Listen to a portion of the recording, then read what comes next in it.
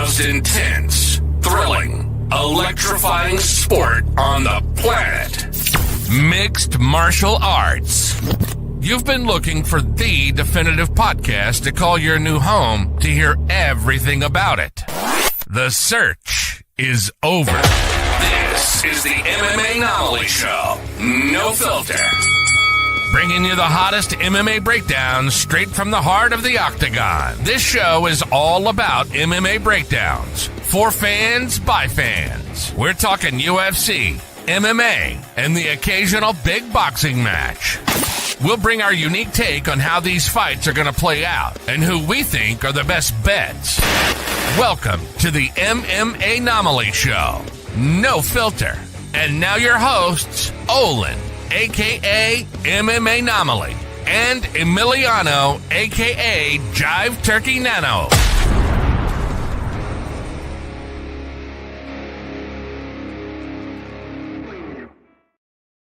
What is up, fight fans? Welcome back to another episode of the MMAnomaly Show, No Filter. I'm your host, Olin, a.k.a. MMAnomaly, and with me, as usual, is the co-host with the most, Jive Turkey Nano's in the house, folks. How we doing, brother? Let's go. Doing great, my brother. Finally getting the voice back a little bit here. Great to see you. You got some sunshine.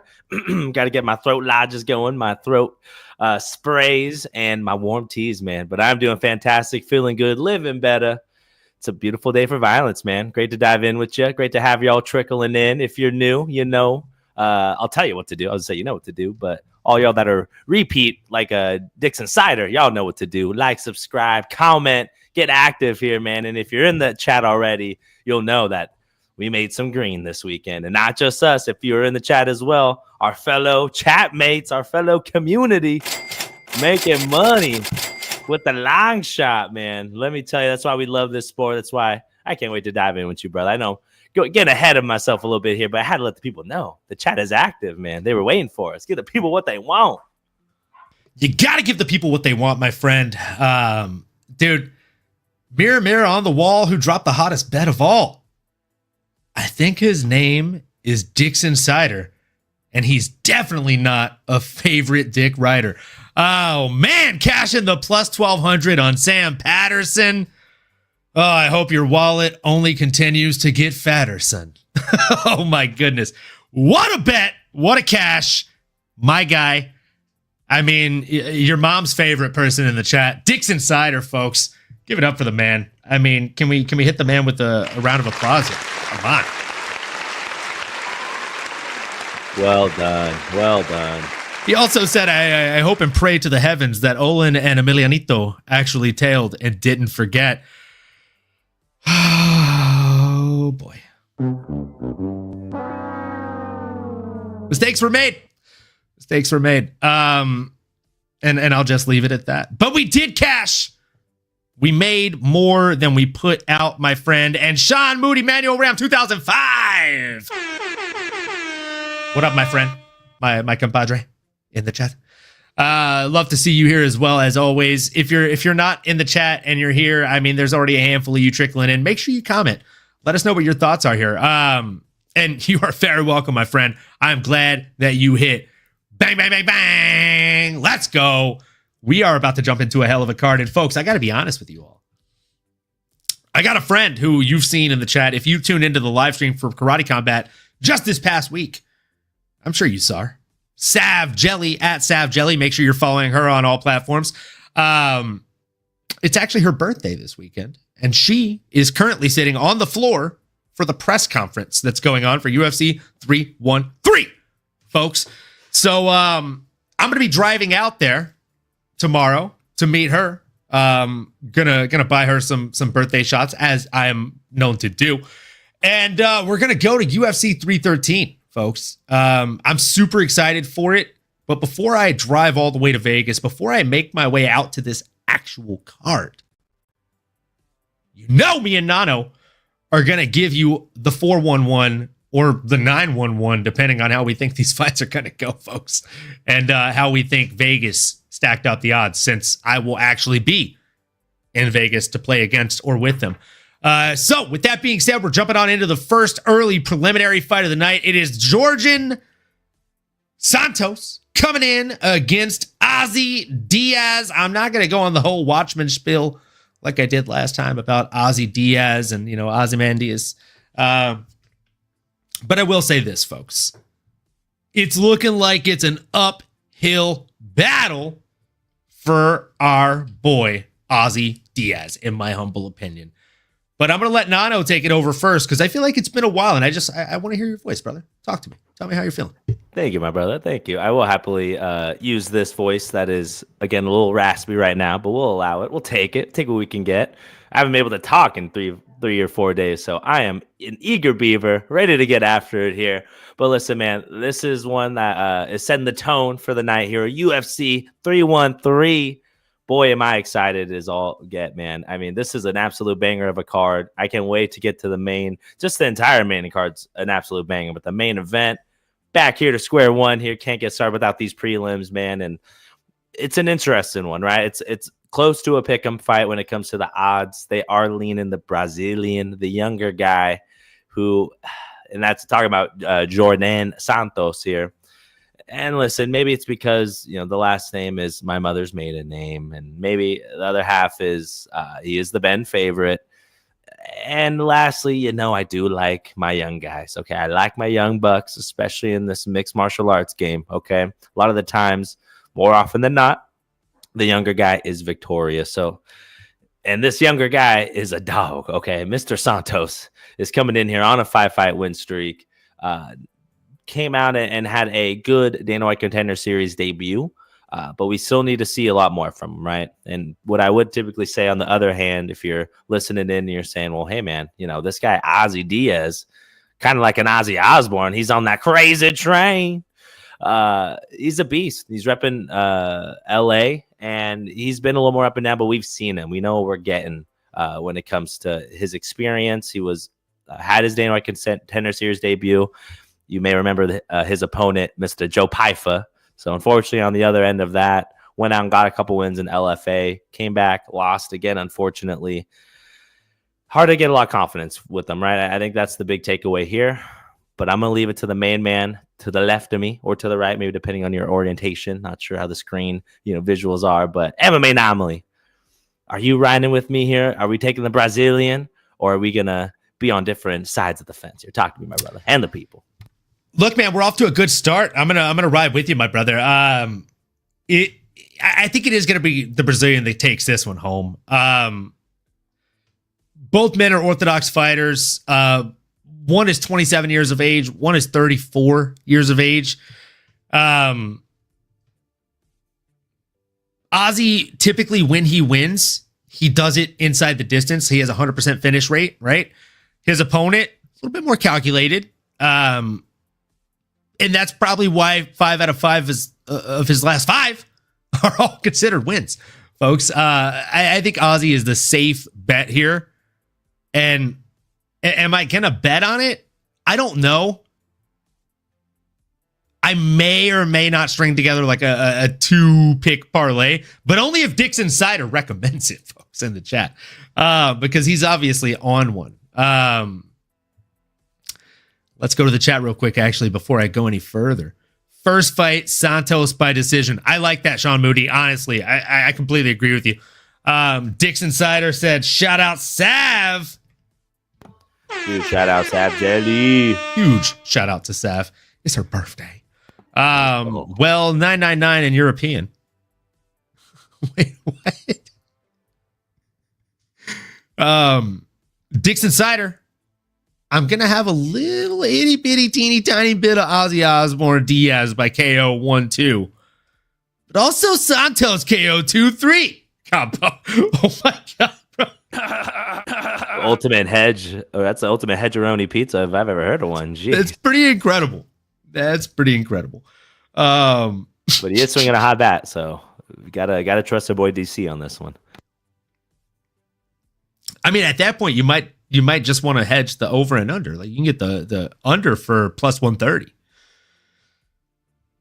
I mean, if you think either guy gets it done inside of the first round and a half, I mean, as Will Ferrell would say, the math seems to check out. Do y'all do round robin parlays? I have never done a round robin parlay in my life. And to be completely honest with you, I mean, maybe you can help me understand exactly what that is in the chat. Unless Nano, do you know what a round robin parlay is or how that works? Is that just like if like 2 out of 3 hits or if 3 out of 4 hits or something like that? Kind of like how they have the insurance on underdogs? I almost interpreted it like how Hawani and the boys do it, where, you know, we all do a pick and it's kind of round robin style, maybe. But I could be wrong. Let us know, Matua. Great to have you. Yeah, Matua, let us know. And shout out to Matua. Always, every time Matua is in the chat, just bringing heat every single time, folks. With that being said, we're both riding Jordan Santos. I just think the man gets it done. I'm not necessarily sure how.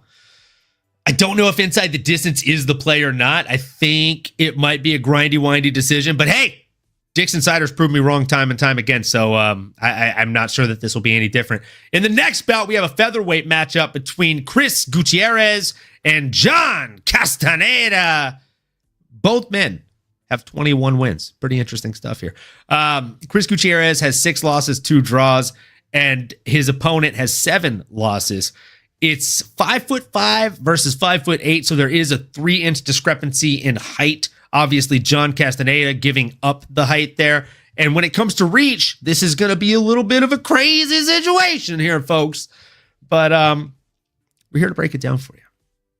71-inch reach for the shorter man. 67-inch reach for the taller man.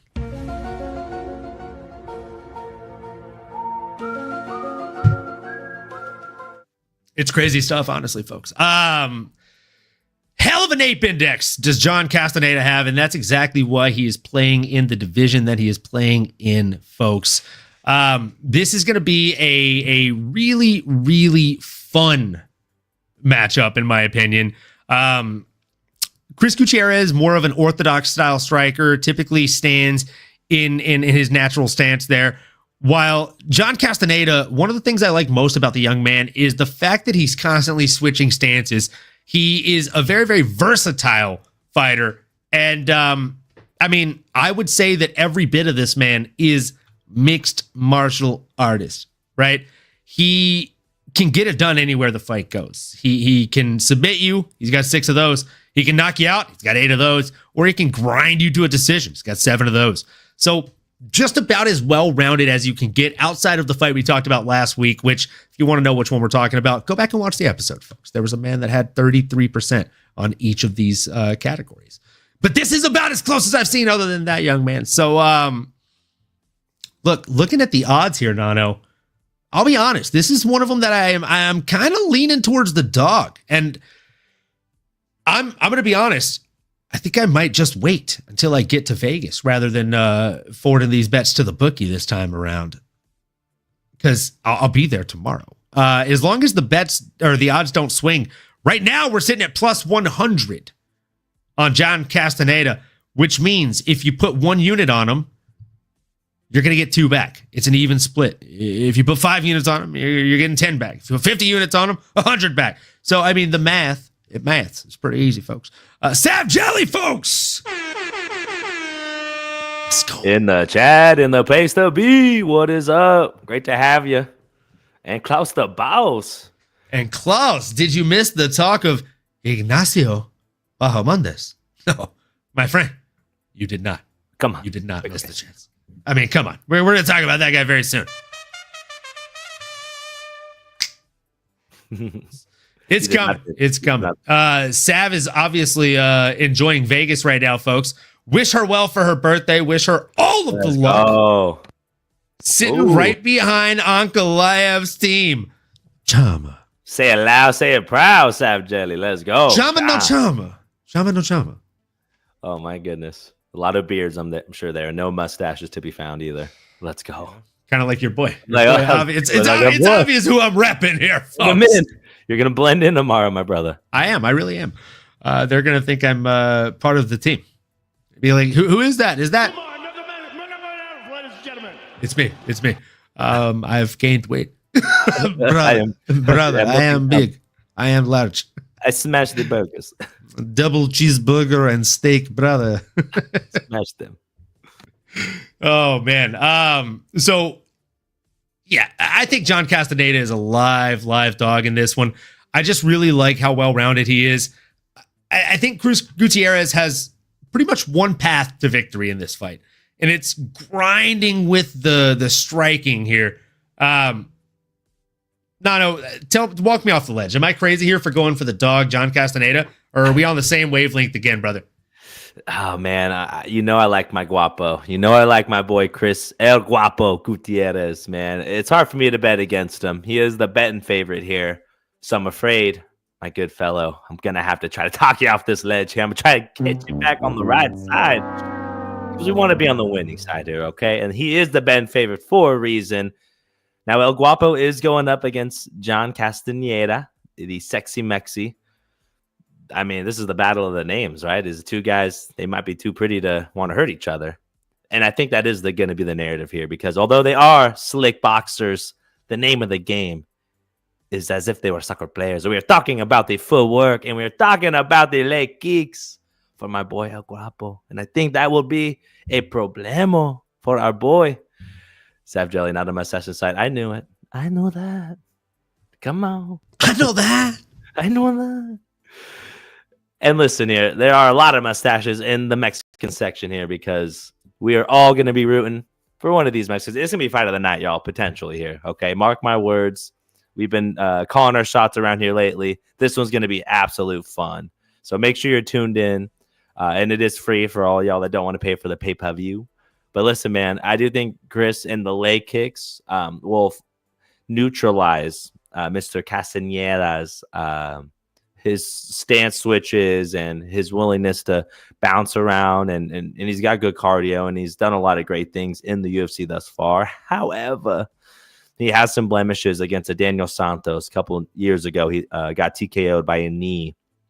And then even more recently, 8 months ago, to Daniel Marcos, who is still undefeated, who has proven to be a problem, right? And El Guapo, Chris Gutierrez, his opponent here, has also been stifled by some of these young up-and-comers, right? A Yadong Song most recently, about a year ago. So I can understand it, man. And then they're not perfect, but this game is unforgiven, right? And I think all things considered, I like how hard Guapo's and talking about Chris Gutierrez, his kicks, his ability to his feints, his ability to keep his opponent at bay, but also neutralize and make it feel like he's starting to fight in mud, and then eventually that mud turns into quicksand. I think I'm mixing up my elements here, but that's where I'm at, my brother. I'm taking the betting favorite here. I'm taking my guy El Guapo. And listen, I'm biased, y'all. Okay, I think our boy MMAnomaly might be onto something here. This guy John Castaneda, sexy Mexi. I think he is a good underdog if you're gonna tickle that fancy, but not me. I'm taking the guy that I trust a little bit more. Come on. You already know I'm going with the dog here. Dixon Sider with a fun comment here in the chat. This is the easiest fight to break down. It ends in split decision and sprinkle both side by split. Well said. Not bad. Not bad. I'm gonna be weird, and I'm just gonna take, I think, John Castaneda when I get to Vegas tomorrow, money line. If he's still a dog, and I'm hoping he actually goes up on dog odds here. Yeah, I think he could get this one done inside the distance. I don't know why. I think he's live for a submission, man. In a weird way, I just think he's the long reach, the lankiness of the arms. He's going to be able to just wrap something up and just grind something. So I feel it. I feel it in my loins, folks. Matua, Dixon Sider. It sounds like it's not worth to bet on this fight. There you go. There you go. Crossover MMA, folks. If you're not already following at Crossover MMA on all platforms, you should be. What's up, fellas? Shout out to everyone in the chat. Enjoy the fights, Olin and Sav. I'm jealous. Oh, man. Don't be jealous. We wish you were there, my friend. And we hope to see you at the next one. Oh, man. Crossover. Let us know your bets, my friend. Are you making any bets? Are you bullish on any of these fights? Let us know your picks in the chat. Right now, we are actually moving on to the next fight in the early prelims and the final fight of the early prelims. It is a featherweight bout between Myron Santos and Francis Marshall. Myron Santos coming in at 15-1. Francis Marshall coming in at 8-2. And Nano coming in with a breakdown on the fight. Let's go. Coming in hot. And that's exactly what I think our boy Myron Santos is going to do here in this fight. He is the betting favorite. He is the guy that we've seen come out guns a-blazing in his most recent UFC appearance. TKO finish over Khan Ofli. Listen, man, this young kid, and they're both young bucks. So this is an exciting one. I don't want to completely poo-poo or put out Francis the Fire Marshall's fire here. I don't want to rain on his parade. But I do think Myron, a legend, Santos, another Santos on the card. Real quick in the chat, Miss Mary 616 says, Etty and nephew watching Uncle live. Air horns. Let's go. All the air horns for the nephew and Etty. Hi, nephew. We will. Let's go. We are PG for the kiddies. And listen, all jokes aside, I think Myron, like his name says, the legend. I think he might be a future legend. He's still in the present here. 14-1 record. And again, that last knockout was an absolute brutal one. I like what I'm seeing from the kid, man. I think he's going to find a way to get it done. Francis the Fire Marshall. Oh my gosh, can't talk. Francis the Fire Marshall. Thank you. Did go out there and beat Dennis Bazooka. So, hey, the Fire is able to get rid of the bazooka. I like what I'm seeing here, but I'm not willing to sprinkle any, as Dixon Sider likes to do in the chat and likes to talk about. Later, Miss Mary. We'll see you guys later, kids. Later, y'all. Do you listen to mom? Dixon Sider. Okay, kids love you as well, and moms and grandmas. No one's off limits. I love that. Right, you got to respect your elders. Champ. Not a boy. And listen, Myron's the guy. Okay, I have nothing but good things to say about him. I'm gonna continue to rain on this Fire Marshall's parade. I just want to say that one more time because it's too good to be true. But I'm gonna dish it back to you, MMA Anomaly. Are you leaning the favorite like myself, or do you think Francis the Fire Marshall will be able to spread that wildfire come Saturday night? Man. I think Myron Santos is definitely here to rain on the Fire Marshall. And I got to do a quick shout out to all the folks in the chat real quick. We got Combat Sports Today. Shout out CST. We got Lane. Shout out Lane. And of course, we got Atty and Nephew. Extra air horns for them. And Dixon Sider. Come on. If you weren't in the chat, you know I'd be like, where are you? Oh, you know. So Matua says plus 246 on Marshall through Bet US. Yeah, there's, I think, a reason for that. We're definitely not going to bet on Marshall. He's plus 245 on DraftKings Sportsbooks right now. I think Santos gets it done, folks. And I'm leaning more towards a Santos decision here, which if you feel so inclined to do, you can get at plus odds. You can get those at plus 110. I just think that he's better everywhere this fight goes. He has better range control and better grappling, in my opinion, and should be able to negate just about anything that the Fire Marshall brings in. And again, the Fire Marshall, this is a situation where Ape Index comes into play, right? Because Francis Marshall is 2 inches taller in height, but they have the same exact reach at 72 inches. So, yeah, give me Myron Santos in here unless Dixon tells us different. I'm going to move into the preliminaries here now. So, folks, we have a welterweight bout to start us off. And oh my, I'm excited to watch this one. We got a bout between Alex Morono, the Great White, coming in against Carlos Leal. This is an interesting matchup. I'll be honest. Again, both men have just over 20 wins and roughly around the same losses. So 24-11 for Alex Morono, 21-6 for Carlos Leal. And look, I'm not gonna dance around it. Alex is coming off of a rough patch, right? Out of his last 5 fights, he's only won 2 of them. Out of his last 6 fights, for that matter, he's only won 2 of them. Those wins were against Tim Dirty Bird Means and Court McGee, the Crusher. He's lost to some noteworthy names, though, right? Like, he's not lost to nobody. He lost to the Ponzi scheme, Santiago Ponzinibbio. He lost to Joaquin Buckley, winner of the knockout of the century, right? That jumping, spinning back kick after getting his lead kick caught. Lost to Nico Price. He lost to Daniel Rodriguez. And now he's coming in here against a real son of a gun that's going to be standing across from him in Carlos Leal.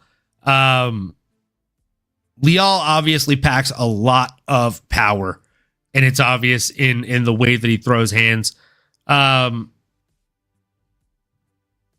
want to go for, like, heart is telling me Morono, but brain is telling me Leal by knockout. So brain is also telling me to just stay away from this one from a betting perspective. Nano, who do you have and why? Smart man. Yeah, listen, your boy Carlos Leal Miranda, or Carlos Leal, a PFLian, someone repping PFL. I don't think we've seen a lot of them make their way over here. So in a way, I want to see him do good, but then again, maybe I don't. I don't know. I'm so torn on that. Let me know how y'all are feeling. Do you root for these other guys coming in the organization? I'm a little bit of a homer. I think I want to see my boy Alex, the Great White Morono, come in like a megalodon and just swim up his prey. What I mean by that is I think if he can make it messy, just dish him out nothing but meats and potatoes, get some of that chain wrestling going, make sure you're changing levels. You're going to have to get this guy on the ground and not allow Mr. Leal's striking to get going, because he's like a runaway freight train. Once he gets going, you ain't going to stop him, okay? He's a big boy as well. And I was kind of giggling to myself because I just was trying to think, like, who does Carlos Leal look like? Like, why am I mean, granted, he has like the short hair, is kind of buzzed. I mean, his profile picture on Tapology, he has some hair, but I don't know if you know Louis J. Gomez, the comedian. He's like a Legion of Skanks and like does a lot of podcasting and different stuff, but he legit looks like Louis J. Gomez. So if you're out there, you're listening, I can see it, dude. I had to do a quick search on my second screen. That's why I was looking away, and I had a chuckle. I couldn't help myself. I mean, just too good. I would love to see Alex Morono do good, and like Dixon Siders mentioning, hey, maybe you want to sprinkle a little some on there, right? If you're like Carlos, you want to take those odds straight up. I mean, by all means, I think if Carlos is going to win, I wouldn't be surprised if he knocks out Alex, or maybe you do sprinkle a little half a uni on Alex Morono by decision, maybe even by sub, or a grindy, whiny ground and pound TKO, right? If Carlos does kind of gas out, which we haven't seen him in those deep waters. Shout out Matua, the Louis J. Doppelganger hit. Okay, I'm feeling it. Let's go. And shout out Making the Walk real quick. If you're not following Making the Walk, make sure you do that, folks. Come on, Making the Walk is the man. Jax puts out quality content and quality comments. Throw a couple dollars on Morono and forget. Hey, walk away. I'm gonna have to do that. Away. In fact, if you put 1 unit on them, you get 6.5 units back, folks. I think that might be the first thing I'm doing when I get to Vegas. Making the walk is making the prediction. Let's go, baby. Let's go. We love that. Hit them with the air horns and got him with that money. Folks. You already know. Dang. Come on. No, folks. I'm gonna have to put a unit on that. I think that might be live to hit. And I feel like when I get to Vegas, 13 is a lucky number. We're going into UFC 313. It might be time to put down 13 units in totality on my bets this week. We'll see. I'm up quite a bit from last week. I think we're up Chama. Like 4.5 units, I think. So, why not? Why not possibly flush those down the drain? But also, why not win big, folks? And with that being said, we'll go ahead and move on into the next one. We're going to run through these. Bruno Ferreira, the Hulk, coming in against Armen Petrosian. What a fun and interesting matchup, folks. If you forgot about Armen Superman Petrosian, You might remember him as the guy who was beating Shara Bullet Magomedov up until the moment he got Tekkened out of that fight, folks. As Foghorn Leghorn says on Looney Tunes, it was the best of times. I'll say it was the worst of times. And speaking of the best of times and the worst of times, Nano, what are going to be the best and worst of times of this fight? How do you see it going between Mr. Fajeda and Mr. Petrosian? I think it's going to be, and I haven't said this in a while, so I'm kind of excited. I think it's going to be a low-key banger, okay? Low-key banger that we're looking at here. We got two absolute dogs, okay? We got two junkyard dogs going in there and just duking it out, okay? Thank you for that. And two comic book characters. I mean, this would be an ultimate matchup here. We got the Hulk going against the Superman. That's a podcast for another day. That's a whole another hour. We can just divulge into woulda, coulda, shouldas. But back to this reality. Listen, man, we got two guys that are hungry dogs, like I was mentioning. Both are coming off losses. And I am seeing right now on the odds, my guy Bruno Fajeda. We don't talk about Bruno, but we do bet on my boy Bruno. I might sprinkle a little bit on this. I like it. I like the Brazilians this week. I know my boy Armin Petrosian does pose a lot of threats when it comes to the wrestling game, and he mixes them up pretty well too. He's got some meats and potatoes. He can hit you with a little something. It's deceiving, and he is the Ben favorite. So, Vegas might be onto it. He's a big boy. He's going to be staggering over my boy Bruno Fajeda. He's 6'3", going up against my boy 5'10" in Bruno, or if for you women out there, he's 6'1". Anyways, I'm going with the short king on this one, my brother. I'm going with Bruno. Champ. Shout out. I hit him.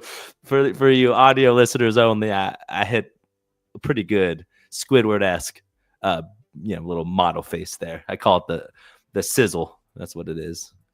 Come on, man. Now back to you. Get it together, man. Get it together. Let's go. Oh God, dude. I love these episodes so much. Oh man. Oh, we're firing, baby. Yeah, we're firing on all cylinders today, brother.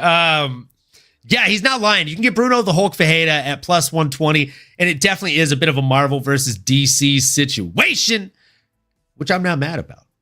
I go both ways. If you've ever seen me in a tank top, I got a Superman on one side and a Captain America shield on the other. So we out here. I love this matchup. I think this is a very, very fun one, and I do think you're right. I think Bruno Fajeda is a live dog. Is he a live dog that I'm going to bet on? Not today, Satan.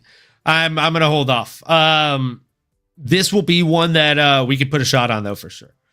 I'll do an Armin Petrosian shot. You do a Hulk shot. I'll take it. Ah, man. Superman! And that pains me, but Hulk is, if I'm going to take another dog, why not be a Hulk? I'll take it, baby. Let's go. Man. Things you love to see. Hulk versus Superman. If we can't get it in comic books, we might as well get it in the octagon, folks. And we are on Saturday. So with that being said, we're moving out of the middleweight division and into the flyweight division, folks, for one of my most excited fights of the night. Okay, we have a flyweight bout between Joshua Van and Ray Saruya. Now, Ray Saruya, I mean, this guy was supposed to fight Stuart Nickel, who, not nearly a Joshua Van-esque name. And he's only ever fought one person in the UFC, and that is Carlos Hernandez. That was back on UFC 303. His last fight, that got canceled, was obviously supposed to be on UFC 312. But I digress. The man, the myth, the legend is back.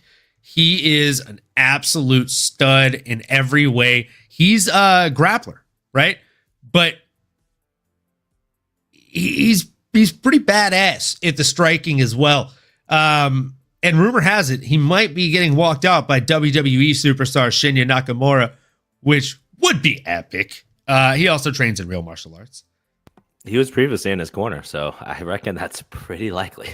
They're homies. They're bromies. So, fun fact, you can get Ray at plus 142 right now. This might be one of the only ones that I am going to lock in with the bookie before I drive to Vegas, because I think these odds might shift tonight, folks. I'm not saying that Vegas is listening to the show by any means, but there is an eerie change of odds when we feel very bullish on close dog fights. And this is a close dog fight in which I feel very bullish on. Plus 142, as you know, if you put 1 unit on it, you get 2.42 back. I'm going to go ahead and put 3 units on this one. Again, I'm feeling bullish on it. 3 units will get you 7.26 back. And I truly think that this one is money in the bank. I think this is money in the bank. Matua said, why do betting lines change? Do they ever lock the lines? Matua, great question. They don't ever lock the lines. And the reason the betting lines change is based on the flow of money coming into the betting lines. So for example, if one fighter opens up at plus 500 and the other one, just for easy odds, let's say opens up at minus 500. If a lot of people start betting on that plus 500 and money stops coming in if they start betting on the underdog at plus 100 and the money stops coming in on the minus 500, those odds are going to shift, right? You're going to start seeing them get closer and closer until maybe they encompass and pass each other. And that's why we see some people open as dogs, which, like, if I were to scroll all the way down here,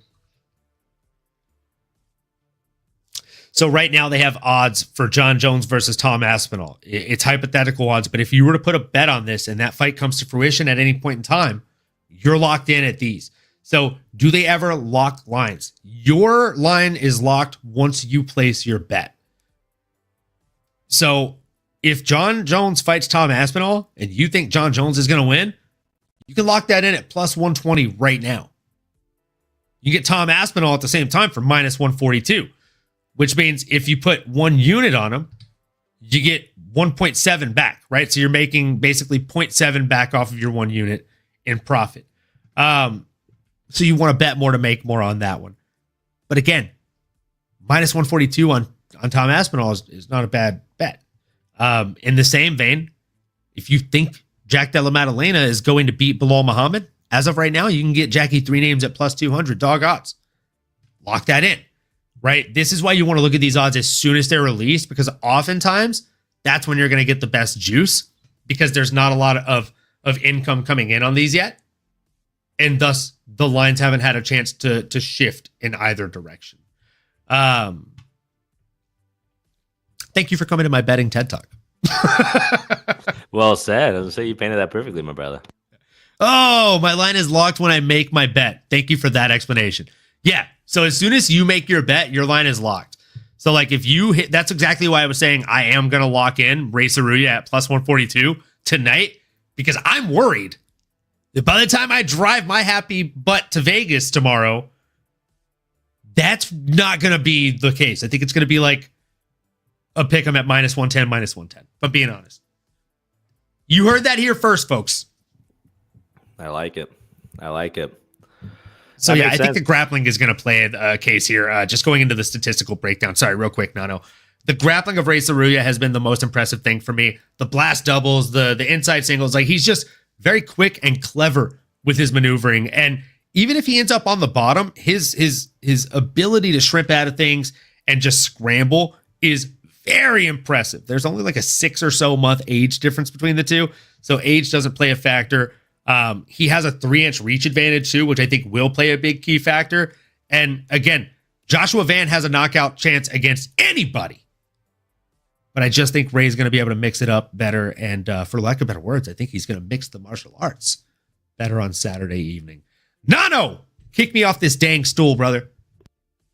I gotcha. I'll give you the old Spartan kick off of there. Like we're playing musical chairs, man, because I want to get a piece of the pie, man. Listen, I am really excited about this matchup. There's a few things that really stick out to me. I think the youth of these two fighters and what is possibly ahead of them. Yeah, you know, these are two guys that we might be talking about for a while. I mean, I already feel like Joshua Van is slowly becoming a household name. And the crazy thing with him, man, at this stage in his career, at just 23 years young, he has been extremely active. I mean, I am hard pressed to find many people that have been more active than him in half a year span. I mean, in in 15 months, a year and 3 months, this is going to be his 6th fight. I mean, he is on an absolute pace. Like, that's absurd. You know, in this last year, 4, which is like Kevin Holland status, right? 5, you're at Kamzat status. It just, you don't see that often. So I give this man props for just wanting to get back in there, continuing to chip away, work on the craft, and basically fight every 2 or 3 months at this point, like literally. He's willing to answer the bell. I do like Joshua Van. I mean, his name Fearless, like he's literally earned that. And I'm sure he'll continue to do it. But to me, it just feels like and maybe that's why I like him too, but it just feels like he's your homie that just has some pretty slick hands, you know? Like, it's the guy you want when you're going out, and he looks kind of unassuming, but he just doesn't have that full mixed martial arts, let's just call it, you know, pedigree or technique or skills, for lack of a better phrase. And what I mean really is the grappling. Like, you hit the nail on the head. I'm glad he gave it the extra time to talk, because like you mentioned, man, like Ray Saruya, his grappling is an issue. Like, he is extremely strong, and we've seen him just in the road to UFC. So not that it's, you know, in the bright lights yet, but it's under the UFC umbrella. Had 3 really exciting bouts there where he showed, again, good strength in the grappling, and he's creative. He's landing knees. He's flexible. He's violent. He's always looking for that offensive. Brother, with all due opening. respect, this is his 2nd time fighting on an Alex Poatampa card. Not only under the bright lights. And that too. Fair enough. Yeah, so shit. He fought at UFC 303. Sorry, you said we've only seen him on Road to UFC. He fought 1 time in the UFC. That's fair. I know. And in my head, I was like, I got to make sure. Thank you for reminding me. Because in my head, I was like, he did fight in the UFC. I thought the same. I literally, when I was watching tape, I was like, dude, he was on that card. Yeah. I thought I had only seen him in Road to UFC. He's really good. Yeah. And that's how I knew that Nakamura is his coach or whatever. Because in the post fight, I was watching that too. He was in there. So that was he earned his way to he fulfilled that road to the UFC. He did get that shot on the bright lights. I do apologize there, but all to say, like, he's slowly getting better. He's newer on the scene, and I think that's why we're probably getting him at dog odds here. You probably won't be able to that much more often moving forward. I will say Joshua can land on him. Like, Ray's defense probably needs to continue to get better, but he's young. He's got really good movement. But on some of the highlights and fights on the road to the UFC, I did see him get tagged a few times, which Joshua Van, if he tags you, not gonna fare well. You certainly can't take too many of them. But I'm leaning with you, my man. I like the underdog. I like Ray Saruya. I think he's special. Both these guys are special in their activity, in their youth. God, what I would do to be 23 again. But you know, I think Ray's the guy. So give me some of that. Give me that dog. For the man that bent over this week to grab something out of my clothing drawer and happened to sneeze at the same time that was happening and hurt my back. Oh, yeah. I also wish I was 23 again. Oh, jeez. That's life comes at you fast. I got DC'd this week, brother. I was gonna say you had your DC moment. I definitely had my DC moment for sure. You know what time it is. DC moment. Shout out whoever that is in the chats. I did earn this shot. You know Let's go. what I'm saying? Baby. Are we on the main card, or is this we won? I mean, this is a preliminary shot, as it were. Can I just say, while we're doing this, the weigh-in shows has become one of my favorite things to watch. It's the best. Like with DC and Sonko and the guys, like, it's so much fun. The host, I forget his name, but he's hilarious too. They got a good banner with them. Brendan Fitzgerald. They switch it up. It's either Brendan Fitzgerald or Brian Helly. Oh, I think it's Brian Helly. Yeah, I think that's his name. Yeah, sure. Is it? Or Dan Helly? Dan Helly. That's his name. Dan Helly. Yeah, I like him. He's the man. Yeah, he's great.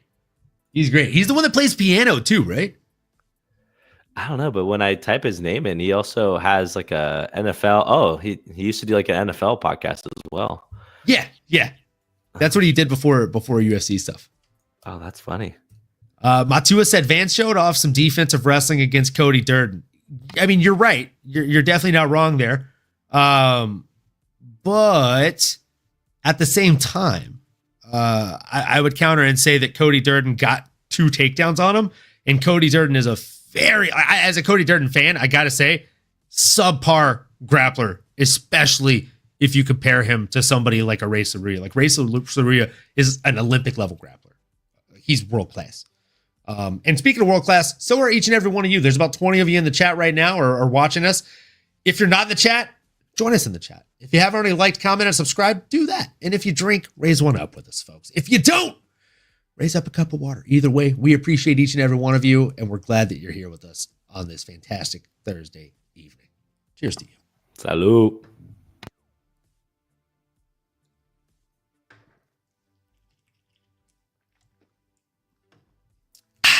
Man, I've also got to tell you, this is a fun matchup for me specifically because in our fantasy league, I have this guy. I have Ray Saruya. Oh, attaboy. Great pick.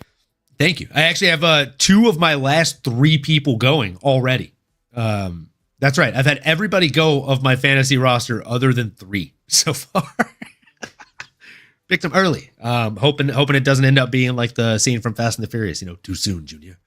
Yeah, so I have Ray Saruya, and I have another person that's fighting a little bit higher up on the card. So not going to spoil that. But what I will spoil is this next fight, folks. It is a heavyweight bout between Curtis Razor Blades coming in against Rizvan Khuniev. And of course, when it comes to Rizvan Khuniev, right? He's a scary dude. He's a scary dude. Tested positive for a lot of steroids. I read it. I wrote them down. I was going to say them all, but I feel like it would take up the next 20 minutes if I listed them all off because there's just so many and they're hard to pronounce. So we're not going to do that. But what we will do is just say this. He did fail drug tests for a lot of steroids, hoping that he passes all of his non-USADA tests that he's being administered here in the UFC. And he's coming in against a very game Razor Blades. This is a tough fight from a betting perspective. Razor Blades minus 310. Rizvan is plus 250. As of right now, no. I'm avoiding this one. I'm not even going to give you a solid pick. I think, again, brain is saying Curtis Razor Blades is going to be a wily veteran. Going to get it done. Going to grind out a decision win and start working his way back towards a title run. But, and I am saying but, with all due respect, you're showing me a plus 250 dog in the heavyweight division. Heavyweight is the most volatile division in the world, my brother. And I'm like money, Moicano. I want money. So when I get to Vegas, when I drink a little bit more, I will probably end up betting on there. And folks, again, it's going to be a weird week, right? Usually we like to do a graphic showing off, hey, these are our bets. Bam! Like this is, these were our bets last week, right? Some of them hit, some of them did not hit. And we also had a hide or a mill bet on there that I didn't even have room to put on the graphic. That one hit. But I digress, folks. I digress. None of those graphics for this one. Maybe graphics on the follow-up show. But I will post pictures on Twitter. So if you are not following me on Twitter, I know at least 13 of you that are in the live show right now are, because you're watching me on Twitter or X. And speaking of which, if you're watching on X, come on over to YouTube. But again, if you want to see the betting slips, follow me on Twitter. I will be posting those on there throughout the weekend as I place those bets in Vegas. I'll snap a picture and post them to the story.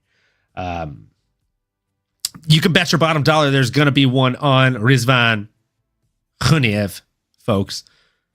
And with that being said, we move into the next fight of the evening. It's got to be one of the most exciting fights of the night. No, it is the first fight of the main card. We just did a shot. We usually do a shot to start off the main card, so we're going to hold off. Maybe we'll do one in the next fight. But I digress. It is a lightweight bout between Bobby. Oh, I'm sorry. Let me correct myself. King Green man legally changed his name to King. That's sick. Coming in against Mauricio Rufy, folks. Rumor on the street is they call him Rufy because he puts you to sleep. Oh, bad jokes.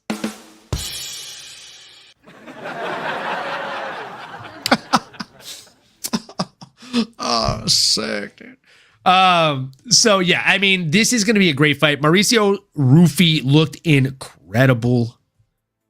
I mean, dude's nickname is One Shot.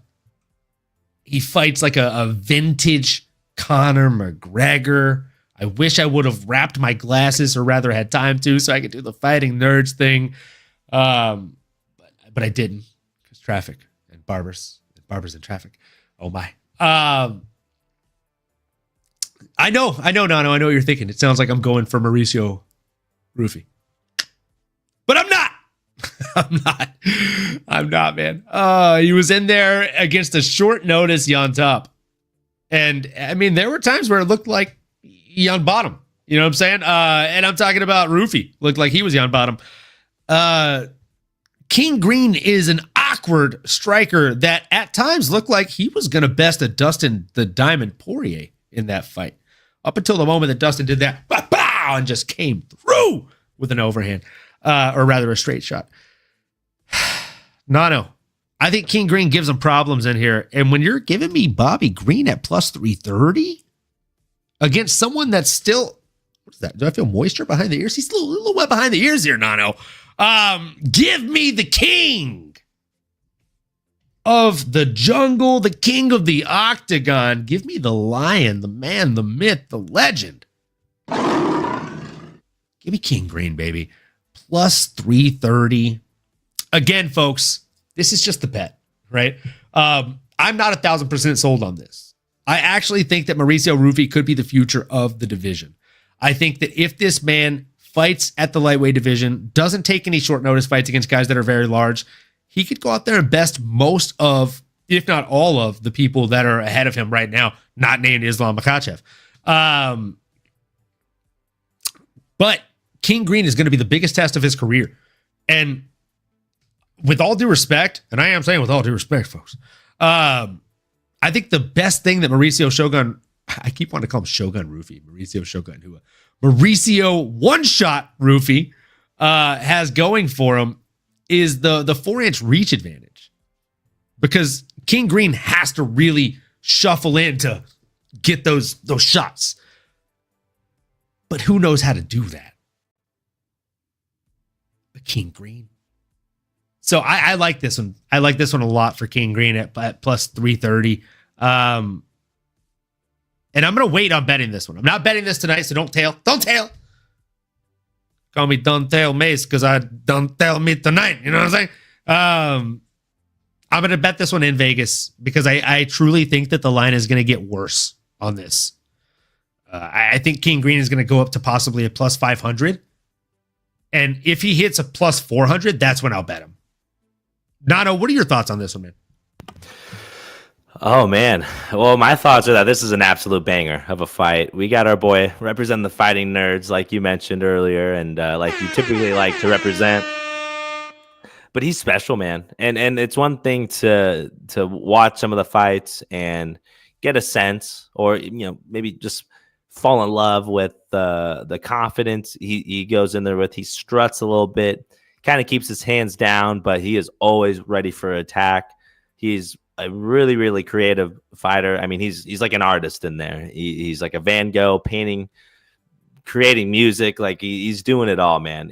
And I do think he's special. I do think he can and will be, like a lot of those fighting nerds, continue to trend set, continue to be guys, and continue to ascend to the top.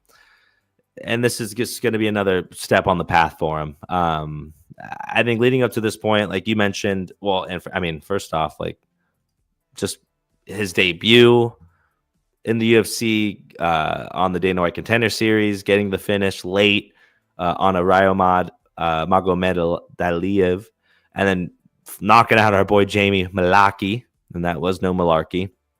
And then he did mention that James Long Top win about 3 months ago, which I believe was short notice. And if I'm not mistaken, James Lontop does have a machine gun tattooed on his face, or it's an Uzi, one of the two.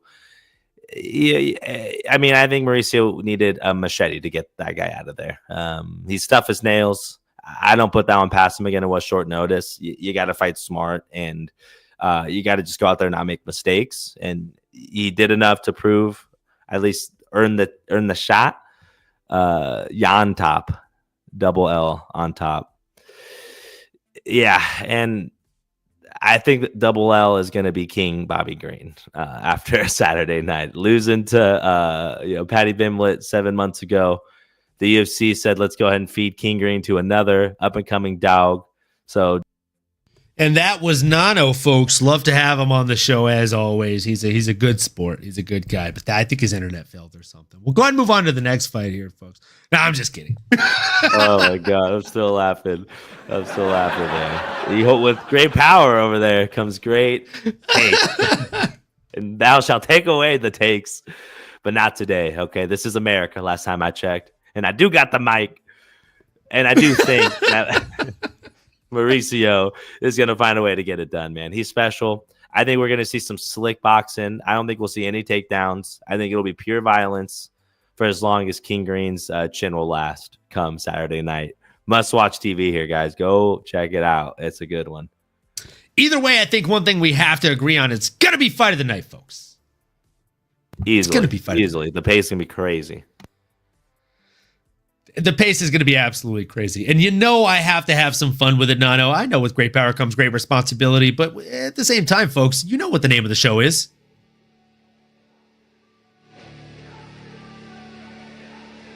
Come on, folks. It's the No Filter Show. Gotta have a little fun here. We gotta have some fun, folks. So with that being said, speaking of fun, that's going to be fight of the night, obviously. Right, lightweight division. I mean, there's 3 fights that we're gonna say that's gonna be fight of the night about, folks, and that was number 1. With that being said, we got to move into the next one. It is a women's strawweight bout, and we're gonna have to pour up a shot for this one because Nano. This is the one, or I should say, this is the 2. This is the number 2. This is my second fighter that is fighting on this card. Hey, you know what I'm talking about here, baby. We got Amanda Lemos coming in against Yasmin Lucindo. No, without looking at the doc, do you remember which one I've got? Which is my pick here as I pour my shot? Oh my gosh, I feel like my gut's telling me Yasmin, but the way you said, I'm gonna stop you. I don't want you to lead yourself astray. The way you said Amanda Lemos set up, I was like, oh wait, is he? But she has a great name to say. I just try to channel my inner John Anik when I say her name. Amanda Lemos. It's just so good. Yasmin Lucindo is also very fun. Rolls off the tongue. Yasmin Lucindo, not gonna lie to you, my friend. She's just an absolute badass. She's an absolute boss. There's just no way around it. She is the truth. And with wins over Karolina Kowalkiewicz and Marina Rodriguez, come on, brother. I hope you got a shot board so we can break down this fight. Lucindo! Said Matua. I feel like, I don't know if, was that enough O's? I don't know if I did enough O's. I don't know. Can you tell me in the chat, Matua? Never enough O's. That's one of my favorite letters. It's the letter that my name starts with. So there you go. Cheers, folks. We do these for you. The breakdowns, the shows, and the brew. And we do all that we can do to make this show 1% better every day in hopes that you'd like, subscribe, comment, and stay. Folks, if you do a shot, raise one up. And if you don't, well, I hope you got a water cup. Either way, we appreciate you and all that you do. So raise one up because you're the fucking crew. Cheers. Cheers to the crew. Let's go.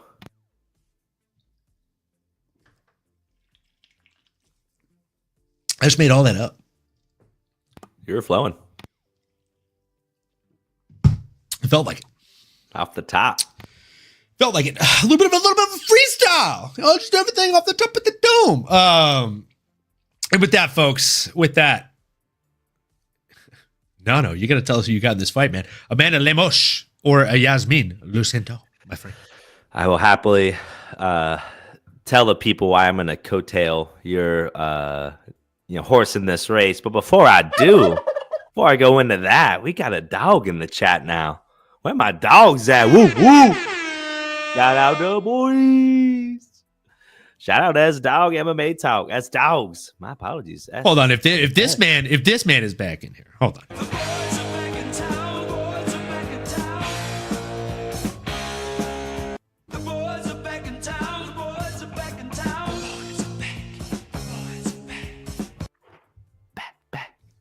No, that was not my ad libs. That was the song. Tuned in just in time for some women's MMA, and that is his favorite. Every time a women's MMA fight is on the TV, I mean, the rumor has it, if you close your eyes tight enough and you listen hard enough, you can actually hear "I love you, the girl," but in Sterling's voice, S Dog MMA. And shout out to the dog. If you're not already liked, commented, subscribed on that man's channel, go over there and do all the above. Smash the bells for notifications too. At S Dogs MMA Talk, folks. Hit him with another air horn there, folks. And Nano, tell the man about your MMA pick, or should I say your W MMA pick? Well, you had me at women. Okay, am I right? Come on, man. I'm going with our girl, Yasmin Lucindo. Okay, I'm not going to be look crazy here. I'm going to go with the girl that is younger. In my opinion, I think she is tough as nails, and she's continuing to get better. I mean, still only 23 years young. Again, we're talking 14 years younger than her opponent, Amanda Lemos. 17-5 record already, extremely decorated. She's going to have a inch of reach advantage. My goodness. And she's coming on a 4-5 win streak. I mean, my guy, she's going through the division here. She beat our girl Poliana Viana. She beat Double K and Carolina Kovalevich.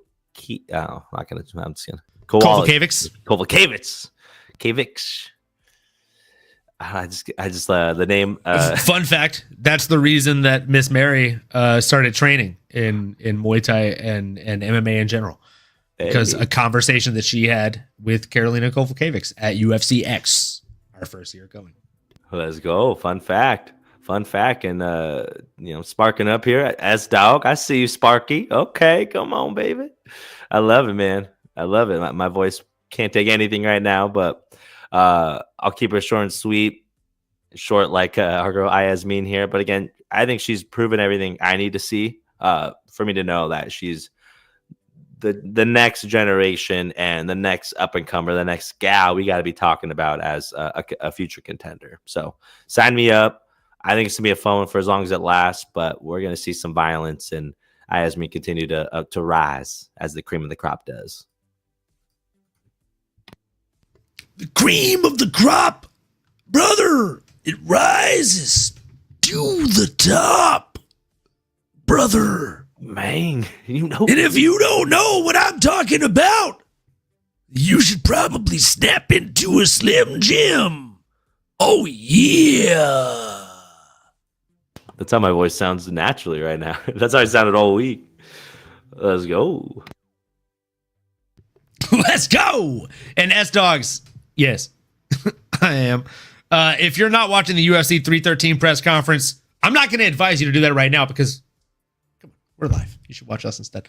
And it's ending anyways. But you should go back and watch it and look out for our girl at Sav Jelly. She's sitting essentially cage side right now, scoping out the T-Mobile Arena.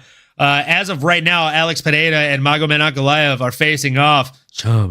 And I'm not gonna lie, I'm actually getting three things from this face-off right now, folks. Alex Pereira needs a better stylist. Magomed Ankalaev is laughing at him, low-key, under his breath. And Magomed Ankalaev also low-key looks like Abraham Lincoln. Press conference on the TV, the boys on the laptop. My guy. We got Sterling looking for the joint like, where are you? I'm so sorry. Oh, he also said, Nano, with the beautiful analogy. Things you love to see. 101. Put a check on that one, baby. Look, Nano, eloquently delivered, beautiful chatter when it comes to the talk of the fight. My guy, you already know which way I'm going here. I picked one of these two ladies to be on my illustrious and eloquent and prestigious MMA fantasy team. Or rather, UFC fantasy team. I think Yasmin Lucindo is the future when it comes to women's strawweight. And let me tell you why.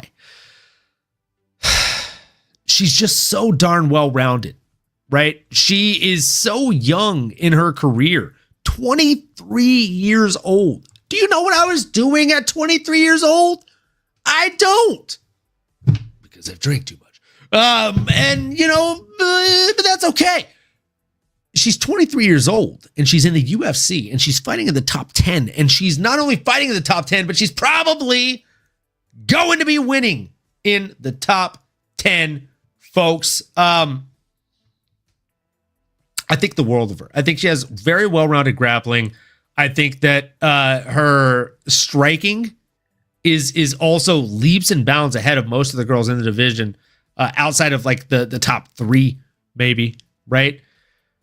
If you ask me how I think the fight ends, I would probably say decision, but I'm also not against the fact that she could land a kind of sneaky submission here, right? She has 3 submission wins, but I think she could add a 4th to it on this night. TKO KO for her, that's tough, because if you look at who Amanda Lemos has actually gone in there against, she's gone against a Zhang Weili. And how did she lose that one, Nano? You don't have to unmute yourself. I remember. It was a unanimous decision, my boy. She couldn't get the finish. And Zhang Weili, we all know. I don't have to tell you. She's a real son of a gun. The last person that actually knocked her out or finished her,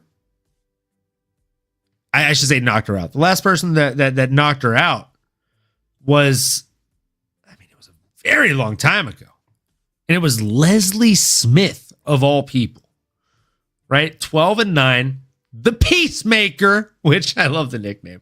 If you haven't watched the show The Peacemaker, folks, John Cena, actually the best wrestler actor of all time. He's better than Bautista. He's better than all the other ones. I'm gonna call it a spade here. John Cena is the best wrestler actor.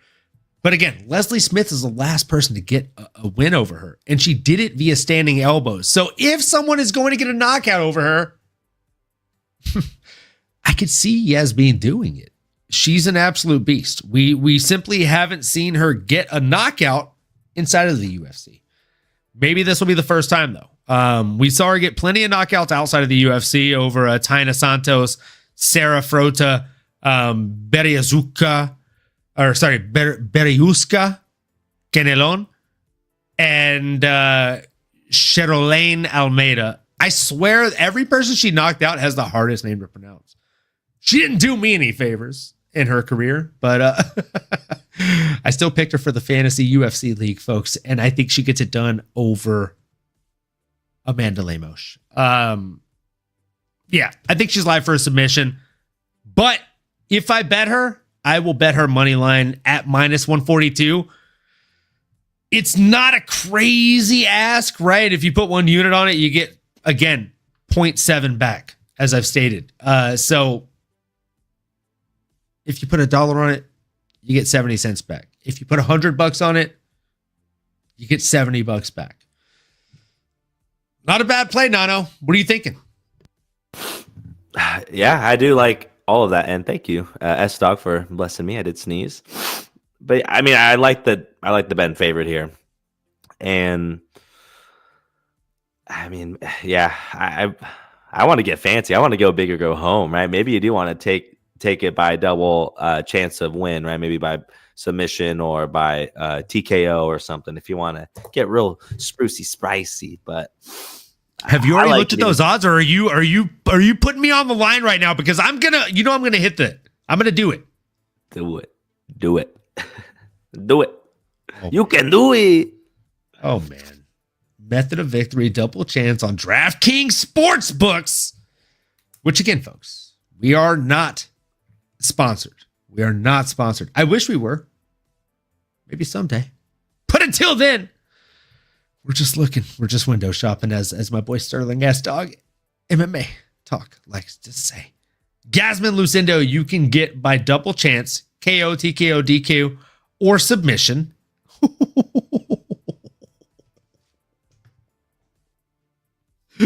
No. You may have just sealed their fate. I think it was Matua that was like, wait. Plus 500 earlier when I said that. And you can get this at plus 450.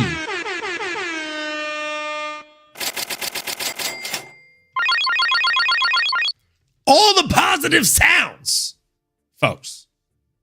All the positive sounds. Nano, how bullish are we? Do we look at me right now? Look me in the eye. Do we think she gets it done inside the distance?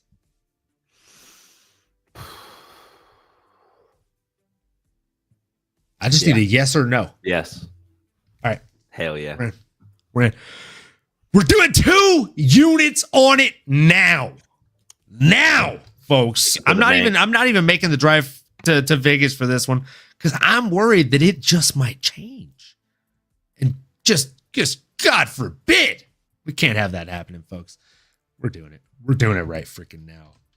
As John Anik likes to say, not now, but right now, we are placing that bet, folks. Yeah, I'm excited. I'm bullish on it. I love this fight. S-Dog said, shit, dog, sparking up watching these boys and the press conference. What about you? Oh, wait, he's responding to... Who's he responding to? Here we go. Oh, what it do, dog? Valadizzi. Dude. Valadizzi's Validations. If you're not already following Valadizzi127, make sure you are, folks. If you don't know, now you know. So that way, next time I ask you, like, hey, do you know about Valadizzi's Validations? You can look at me and say, I understand. That's what we want, folks. All right. So make sure you go like, comment, subscribe to this guy's stuff. And come on. So S-Dogs responded with, shit, dog, sparking up watching these boys in the press conference. What about you? I don't think he likes our bet, but we'll take it, baby. I don't think he likes the bet. I don't think he likes the bet, but I like it a lot. No, I like it a lot. And with that being said, we got to appease the fans. We got to appease more than anything Sterling. S-Dogs. Because I know he's waiting for these next fights. We got Jalen Turner coming in against Ignacio Bahamondes. And Nano, I got to give you the floor first on this one because this is another banger on this card. Absolute banger, my brother. I am so excited for these behemoth of lightweights to go in there and show us what it's all about, man. I mean, we're going to see violence at the highest level, a good little appetizer, a good first course for this multi-course main event here. That's just absolutely feasting. Fight of the night from S-Dog. Early prediction here. I'm liking it. And I agree, my brother. I mean, the styles here, styles makes fights. And this Chilean, Ignacio Bahamondes, is coming in, man, on a hot streak. An absolute heater. Back-to-back TKO, KO victories over solid guys. I don't want to hype him up too much because I do think this hype train is coming to a stop, okay? And it's because of the one, the only, Jalen, the Tarantula Turner, okay? This 8-legged freak here, like the early 2000s movie, is going to come out guns blazing. And now, if you look at the track record, you're probably thinking, no, you're just a jive turkey. You're being crazy. Okay, why are you going to bet on this guy who keeps on losing? It's just not that simple, okay? It's not black and white. Don't be crazy. Come on. And listen here, because when you pull back the onion layer here, we're seeing that first loss was a split decision to a Mateus Gamrot, excuse me. And then on top of that, after that, Dan Hooker split decision loss, absolute banger of a fight. He lost, but man, edge razor thin close here. Okay, then he comes back in the winner's column, beats the King Green, and then I think he kind of gets this weird thing in his head where he doesn't want to hurt his opponents, or kind of got like a change of heart there and knocked down Renato Moicano, but that was an L. And really just a lapse of judgment, unfortunately, on his end. But man, would we be feeling so much better about a Jalen Turner had that last fight have been a win, right? We're not looking at him as this one-hit wonder or a has-been, or maybe he wouldn't even be the dog here at plus 110 odds, according to DraftKings, our preferred sports betting site. Sign us up. We're looking for advertisers. But give me Jalen Turner here. Plus 110, the tarantula. He's been in there with the who's. And this is going to be a big jump of competition for an Ignacio. I don't know if he's going to be able to weather the storm. Or like I said, to start us off here, I think the lights might be a little too bright for an Ignacio. I can't sing yet. I'll be back next week, y'all. Encarnacio.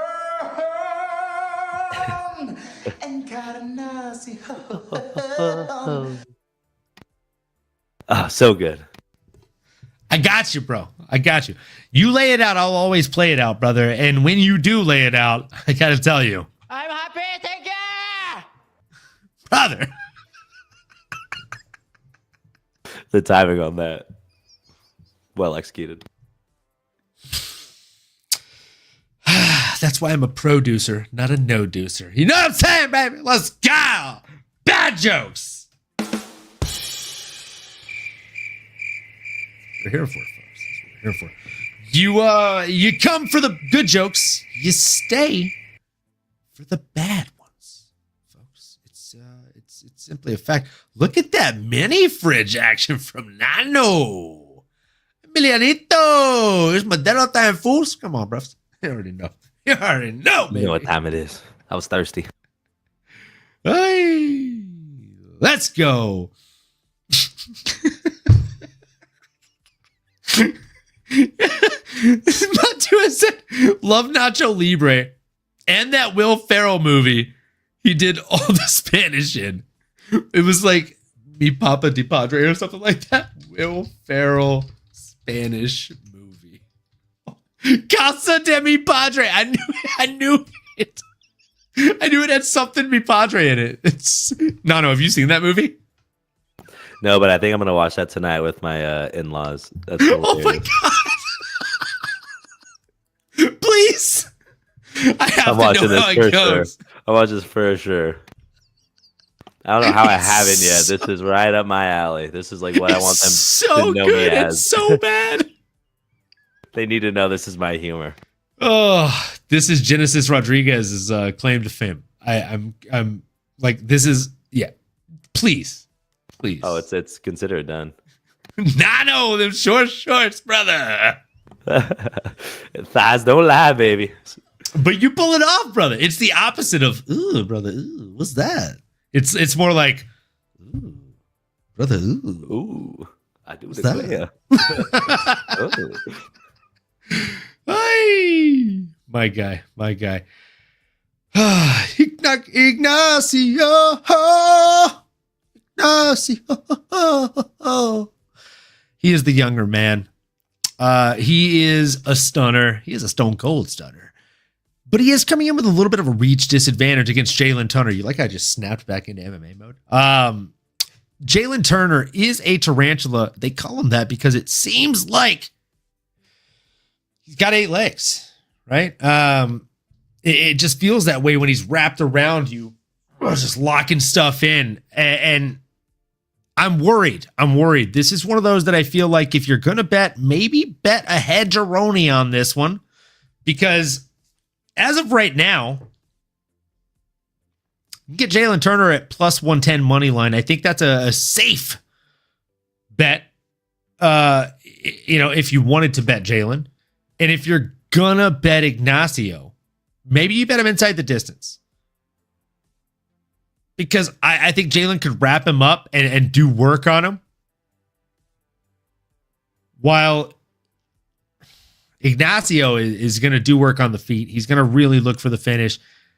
But for me specifically, Nano, plus 110, minus 130, the odd spread isn't really crazy enough for me to want to dive into this one when it is such a close fight on paper as well.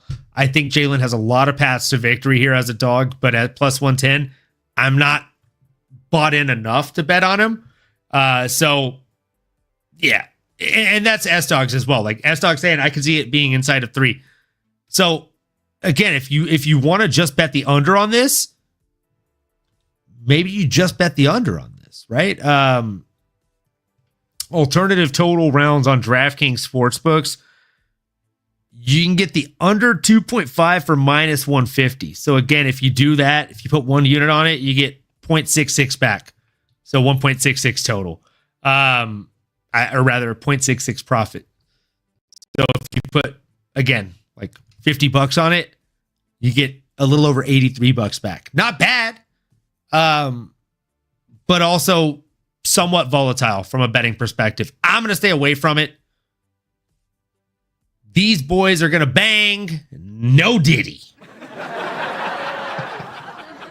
Well said. We love that. We love that about you. Hey, and with that being said, folks, ladies and gentlemen, boys and girls, fight fans of all shapes and sizes. It's time For the co-main event of the evening, it is Justin Gaethje coming in against Rafael Fiziev. Of course, Rafael Fiziev filling in on short notice for the late great Dan Hooker, who had to pull out because his hand's a fucking balloon, Nano. His hand's a balloon. It blew up like a balloon. Like a balloon. So, with that being said, me and Nano have privately agreed. Oh my gosh, he's already got it ready. He's already got it ready to go. Boop, boop. We're ready. Just like a boop on the nose. We're taking a boop to the mouth here, folks. These boys gonna bang no Diddy. That's still up on the screen. I can't do a shot while that's up there. There we go. His hand's a balloon. Folks, do a shot with us if you do. If you don't, do a shot of water. We want to make sure that you're staying hydrated. Either way, folks, we appreciate you. Each and every one of you. There's over 20 of you watching right now. If you're not subscribed to @MMAnomaly on YouTube, jump on over. Like, comment, subscribe, smash that bell for notifications right before you smash this shot or sip of water or juice or whatever it is you're sipping on with us. Either way, we appreciate you. Cheers. Stay hydrated, y'all. Salute. I saw that, Olin. Don't think I didn't catch that spillage. You alcohol abuser over there. If you're not spilling, it means your shots are not full enough. You're right about it. I have it proud of me. You know that? You know what I'm saying? You know what I'm saying? Come on now. Attaboy. You know, Attaboy. this is why I am in sales. If you come at me and you miss, I'm going to strike back and it's going to be a Fatality. sure. Come on. I haven't moved for that. I go for that. If you throw a jab at me and you miss, it's Christmas bells because I'm going to knock you out. Come on, brother. I go for that. We go for that. I go for that. I go for that. Let's go for that. Speaking of let's go for that, Justin Gaethje versus Rafael Fiziev. Tell the viewers, when it comes to these two fighters, which set of odds has you saying, let's go for that? I think you know, my brother. It is the one with the plus, with the money sign, with the X BMF, the man repping Arizona. Can we talk about this? Let's talk about it. Why is there a plus sign next to Justin Gaethje's name? He's training for a fight already. He didn't take this on short notice. They've fought before. Oh, and by the way, Nano said it. If you didn't hear him, he won. What? Sorry, jumped in there. Good. Nano, like help me understand here. Make it make sense, as the kids say. I mean, what I'm thinking, the only sense is going to be made here is the dollars and cents we'll be making when we take that bet all day. I think Vegas is tripping, man. And actually, I did catch a little glimpse of some of the press conference on the socials. It did get sent around, and he did mention that and I'm paraphrasing for what Justin Gaethje said here live just a moment ago. He said it was probably because he got slept, or he went night last time he was in there, which is hilarious humility and phenomenal, self-deprecation there. Pretty much insinuating, because last time Vegas bet on me, I went 9-9. Okay, Christmas Bells was the slaying, and Max Holloway was Santa Claus that night. Okay, so maybe a bad taste in the mouth of Vegas, but not me, my brother. I am riding with Justin Gaethje until the wheels fall off. That's a fact. Call it a generational thing, man. Call it bias, because he's repping AZ as well. That's my home soil now. Now that I'm a homeowner. But stylistically, man, I mean, we saw it. We saw this fight. With the humble brag. Got to throw that in there, baby. And listen, man, I mean, and I'll bet the mortgage on Gaethje. No, I'm just kidding. Listen, don't do that. Don't do that, Amy. If you're listening, he's joking. He's kidding. He's not happening. You bear responsibility, not with stuff that you can't lose. And if he does do that, I just want you to know, hun, okay? Every time he says anything like that, I'm the first to say, come on, don't be crazy. Okay? I know that. And I would say, I have a problem. But that's not the problem, okay? The only problem that's going to be had is Rafael Fiziev, and the problem is Justin Gaethje, okay? I understand. That was a little confusing, huh? But listen, man, I mean, I just want to stick to my two notes, which was just play back the last fight. And I hope it's as violent and as entertaining as that last fight was. I don't think we're going to see anything less. Like, both these guys are tough as nails. I don't think either of them are going to get finished. I mean, obviously, Justin, that can't happen. But Rafael, who's coming off an injury, that ACL, man, that's no joke. I mean, I know all these guys are tough, but we watched the injury. It was nasty. And his fighting style, that bouncy nature, the kicks he likes to throw, it's not going to fare well for him, at least in the sense of like thinking about the recovery and thinking about where he's at now. It's not like he's better, a better version of himself. Like, the leg is going to be a little bit more diminished. And Gaethje has his number, man. And Gaethje's bigger. That was the one thing I do recall talking about last time, was like, Gaethje's a big boy. Like, he's a true 170 guy that makes the 155 weight, but Fiziev is like a natural 155er. So you see that height and weight discrepancy when they go in there. But Rafael is one of my favorites as well, man. I mean, this guy is a beast. He's always willing to answer the bell. He gives us nothing short of exciting fights. I know S-Dog called out the FOTN earlier, the fight of the night, but this one as well, man. I mean, this has fireworks written all over it. I mean, I don't see this. Yeah, I don't see a boring second in this fight. So inject it into my veins. Sign me up to bring back the Irish accent. Look at that pumped up arm there, MMAnomaly, man. You audio listeners, you're missing a show. But I'm going to dish it off to the man. Keep it no filter for us, my brother. We like it straight. I like my coffee black. I like my shots neat. So talk to us, brother. Well, I like my whiskey neat is what I should say. But lay it on us, man. Are you taking Gaethje on this one? Do you like the plus odds? Or is it Rafa's time? I just want to tell you, okay, real quick, before I even jump into this. I know you called me out on a little dribble from the shot glass there. Okay, you fucking douchebag. There was a Post-it note under my screen for work stuff. Post-it note didn't even get wet. Okay, so the amount that dribbled literally hit the base of the screen and didn't even dribble down. Is what I'm trying to say. I was worried about the keyboard. Really. Oh, there you go. There we go. Keyboard's fine, brother.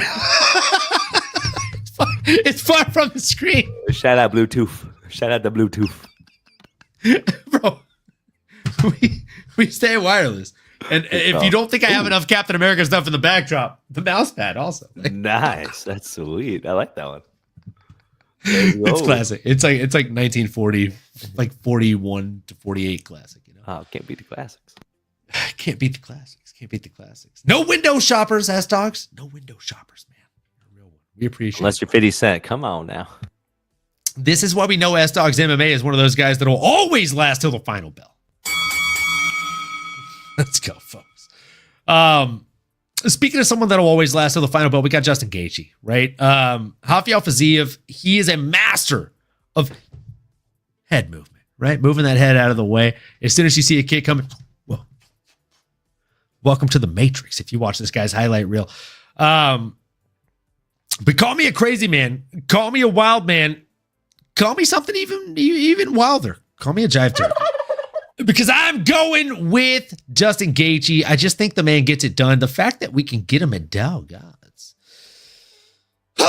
Nano, this might be another one we have to lock in here. Were you thinking about leaning and betting anything on the Gaethje man himself tonight? I'm taking those odds all day. I mean, plus odds, plus 136.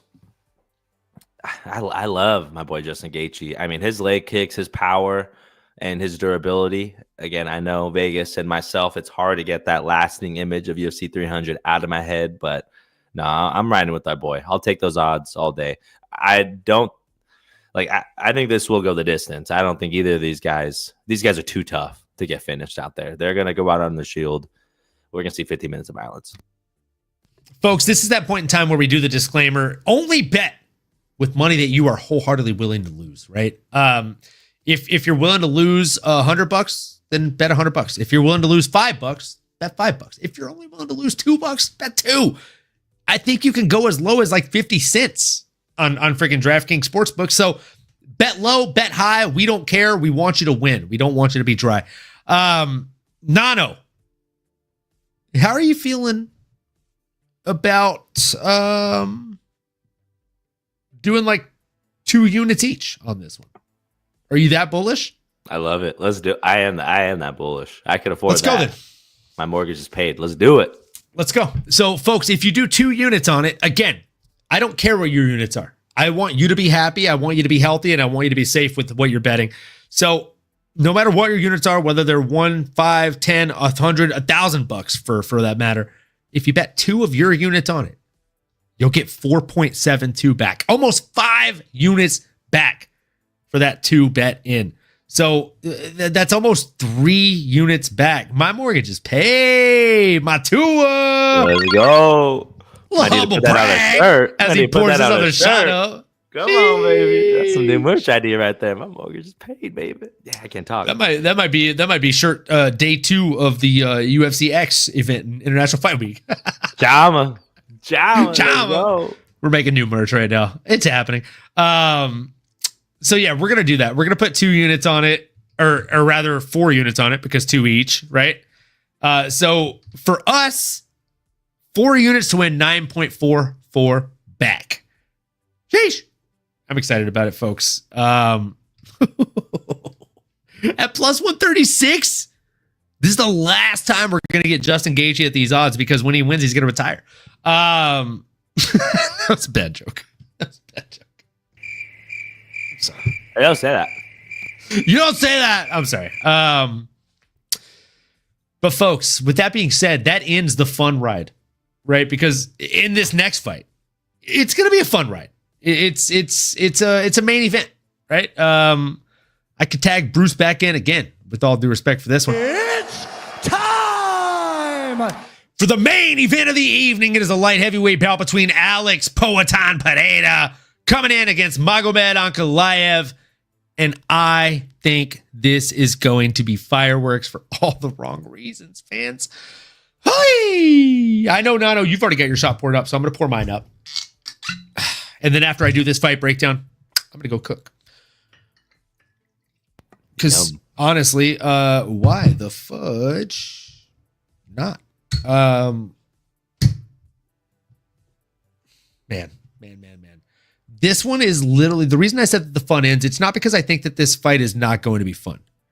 I think this fight is actually going to be one of the more fun fights of the night. No, if I'm being completely honest with you.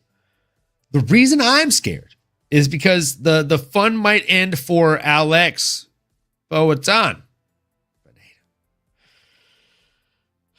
I'm going to get into it.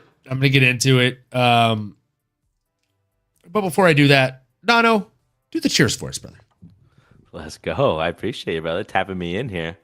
If you're drinking on something, whether it's an adult beverage or you're an adolescent, go ahead and put your water in the sky and raise one up. And may this be a reminder that we're here, we're healthy, and we're happy. And let's focus on that. UFC 313, we talk violence, we cover a lot of things here, but spread love, spread generosity, be humble, even if the mortgage is paid. And more importantly, keep on going, but keep on growing as well. So let's drink to that, y'all. Salud. Thanks for being around. Cheers goes out to y'all and your loved ones. Let's go.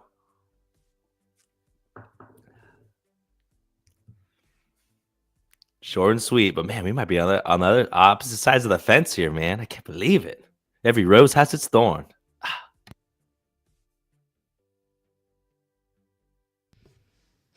So Nano, I want to hear yours on this one first, man, because I do think we're on opposite sides of the spectrum here.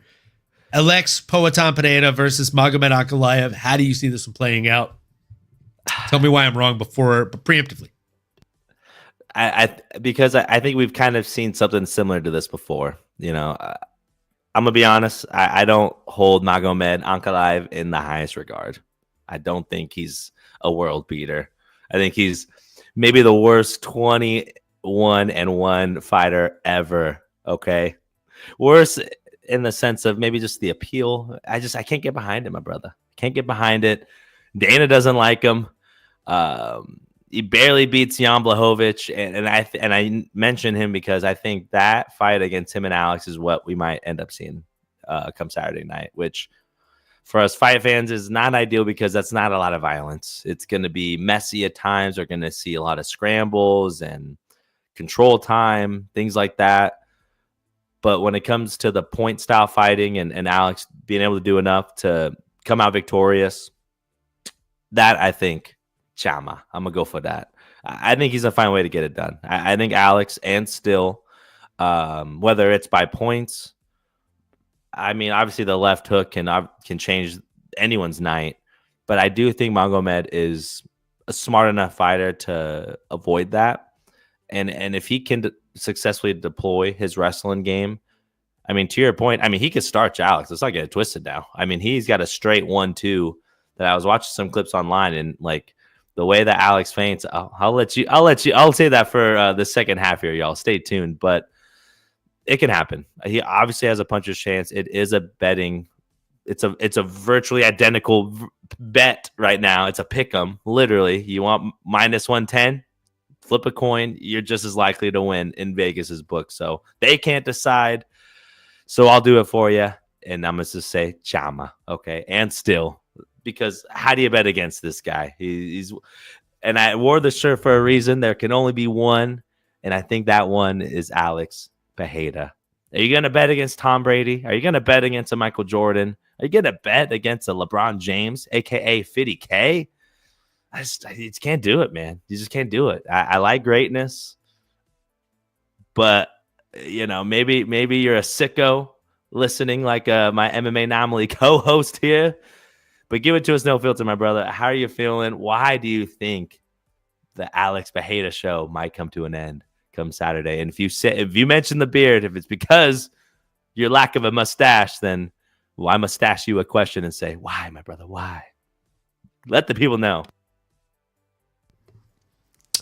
Well, I'll tell you this, folks. I started this conversation off with the fact that you can get both these guys at minus 110, right? It is a virtual pick'em, not a virtual. It is a pick'em, right? And let me just tell you something real quick, Nano. I'm not going to do money line on this one. I'm not going to do decision on this one. I'm not going to do submission on this one. I'm going to do Magomed Ankalaev to win by TKO, KO, or DQ. And you can get that firmly at plus 350 right now as it stands. I have reason to believe that those odds are only going to shift either more in my favor.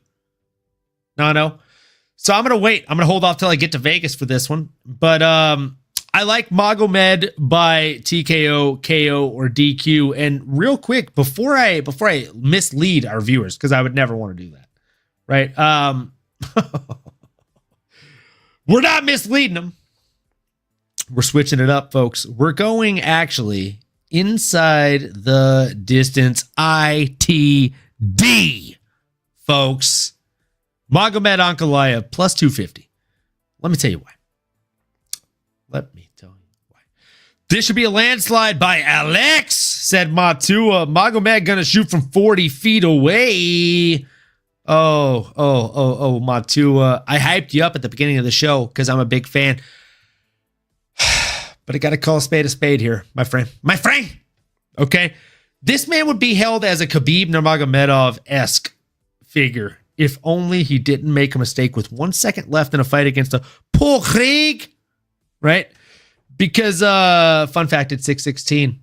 That's my lucky number, so you know this fight's going to hit. I just happened to look at the clock at that number. No.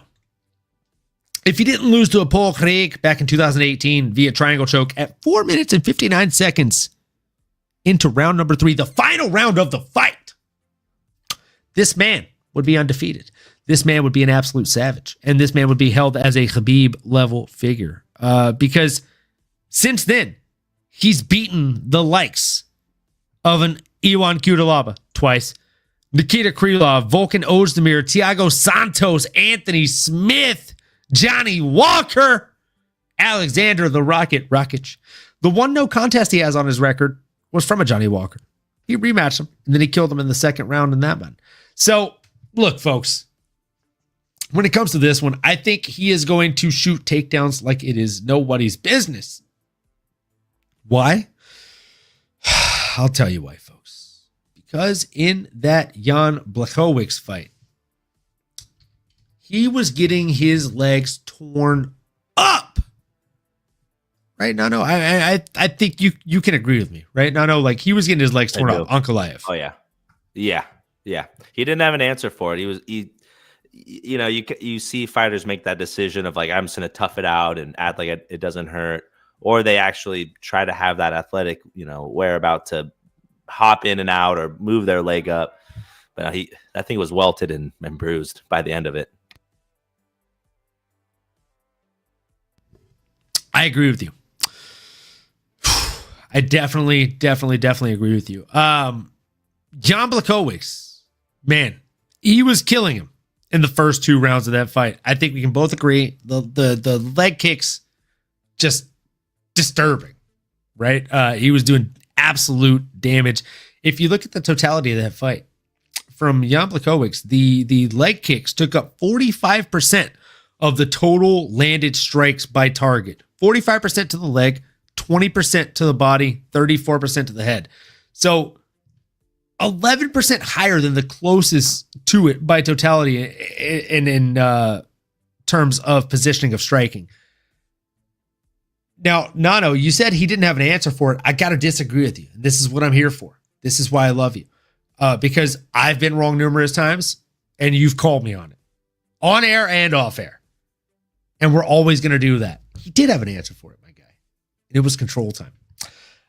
So in the first 2 rounds, it was 23-13 and 14-19 in terms of significant strikes, in terms of Blachowicz.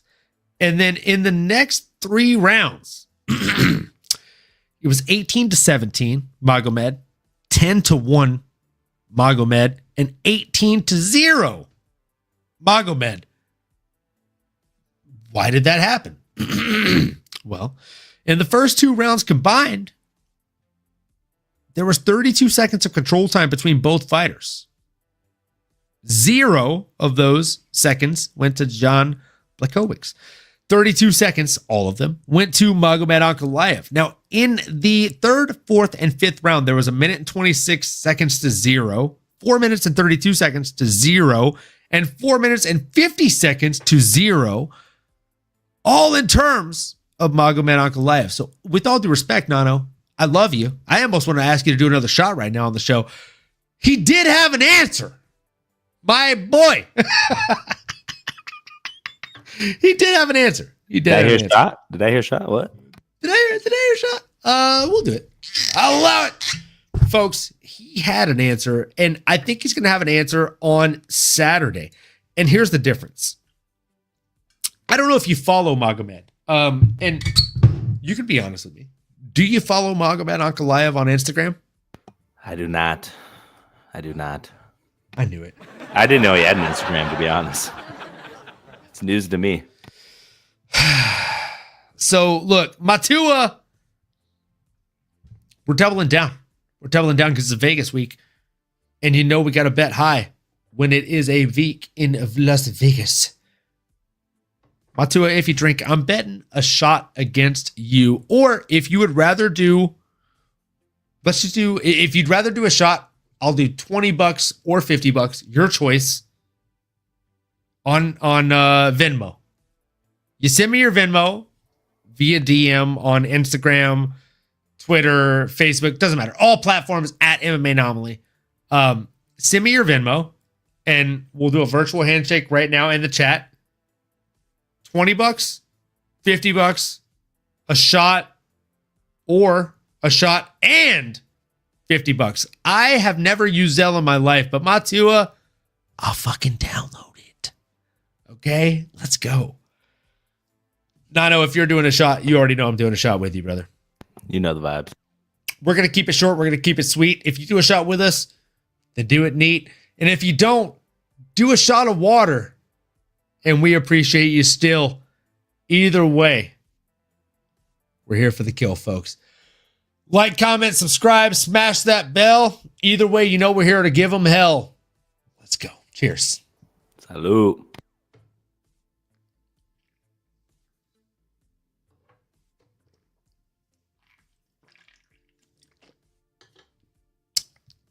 Boom. So we're opposite on this one, obviously. I think Magomed's going to ruin the parade, bro. I'm sorry. I know. And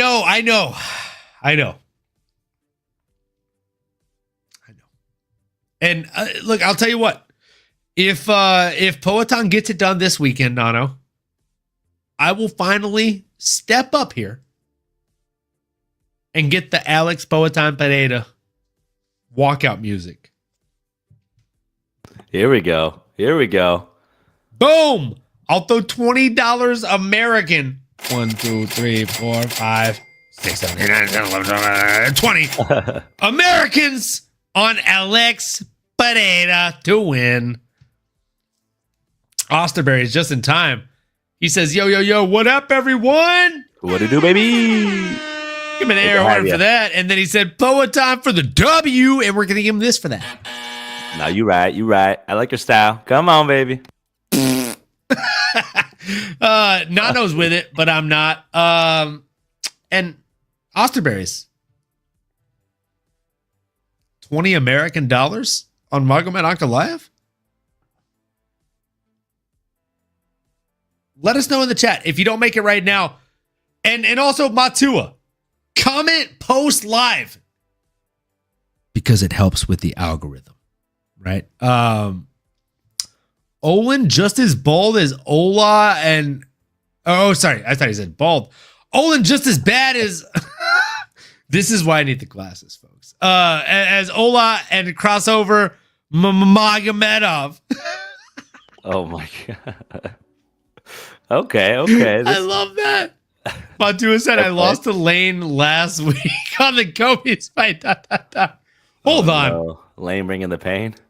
So you're telling me, hold on, real quick, Matua, you're telling me straight up, not only am I second best, right? Because you hit me as your second American bet, but also you think your luck's going to pay off on MMAnomaly? Come on. You're hurting my feelings here. I'm betting against my co-host. I'm betting against the people in the chat. Hi. Folks, look. If you want in to the MMAnomaly private DraftKings, if you're able to get in, it's not DraftKings Sportsbooks, right? It's DraftKings Fantasy. It's different jurisdictions. So I will leave that in a comment post-show. Make sure you hop in. Nano, I'm looking for your girl to hop in, bro. Oh, we'll get him. We'll make that happen. Mine's in there. We'll get the. I mean, boy. even We'll if get she's everyone not in there. down, you take over her account. You do the Bizarro picks. We'll get everyone going. I'm gonna be with all the boys. We got a golf tourney this weekend, so we'll get spicy with it. Come on. Oh, we got any notable faces out there? Oh, our boy. Also, Big Let's Jake go, coming Jake. out. He's already here, actually. So I'll be seeing him soon. I see you soon. I see you soon, boy. We got the Lucateros, the Romeros. Am I going to see you all at his the birthday? Is that coming up? I don't even know what date. It's coming up in the next 2 weeks. I'll be out there in San Jose. Dude, hey, that's my headquarters now. So that's a hop and a skip. We'll figure it out. Take it offline. We'll get it. I'll be sending you a message in the next hour or so, and literally. I'll be cooking that dinner, easy. and I'll be sending you messages to coordinate, my friend. Either way, Let's folks, go. listen. We got over 20 of you watching right now. Over 23 actually. Look, if you're new here, if you're old here, if you're anywhere in between, all we ask is that you like, comment, subscribe, smash that bell for notifications. And you know what? With all due respect, if you're not able to do any of those, the only thing that we really, really, truly ask is this. Keep on going. Keep on growing, folks. And we will see you next episode. You've been listening to the MMAnomaly Show. No filter. As you may have been able to tell, we dig the MMA, and our passion is to dive deep into the upcoming fights, give you our expert breakdowns, and help you make sense of all the chaos that is the fight game. We hope you've enjoyed the show. If you did, make sure to like, rate, and review. We'll be back soon, but in the meantime, make sure to find us on YouTube, Twitter, Instagram, and Twitch at MMAnomaly. Be cool, and we'll see you next time.